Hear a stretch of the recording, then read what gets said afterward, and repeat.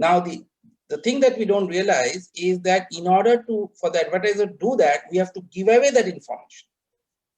So how does the advertiser know that I want a car? Because I have to give away that information. So that's what these marketing platforms do, that they collect directly or indirectly the information about my choices. And when that goes on to the advertiser is able to use that choices and market to it. However, there comes the question of privacy. So that's where, today the digital marketing is at crossroads. So when you say that, okay, I don't want a carpet bombing of advertisements, I don't want all sorts of advertisements, I only want those which I need, I also must be ready to share that information with the marketer in some way or the other, so that I get the information of the products that I need. So it's a very, very interesting dilemma that is there, and which leads into the bigger question of the privacy and the ethics around data in the entire space of digital marketing.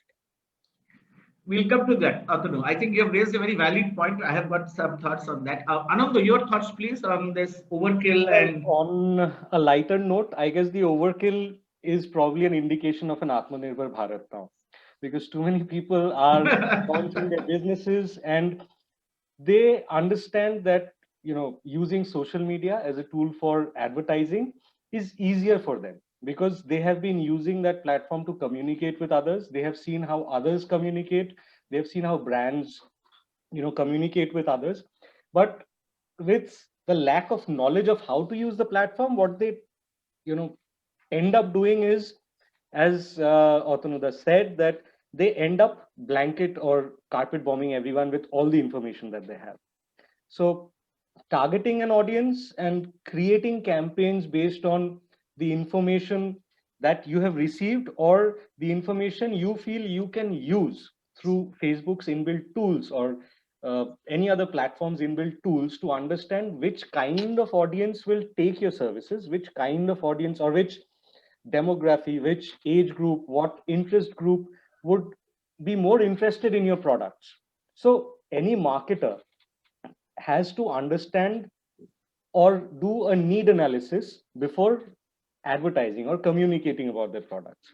So it's easy to be a Facebook user, it's easy to be a Facebook marketer, but it's equally important to be an informed Facebook marketer. Otherwise, this is what will happen. You will spend a lot of money and you will not know whether that money is working or not.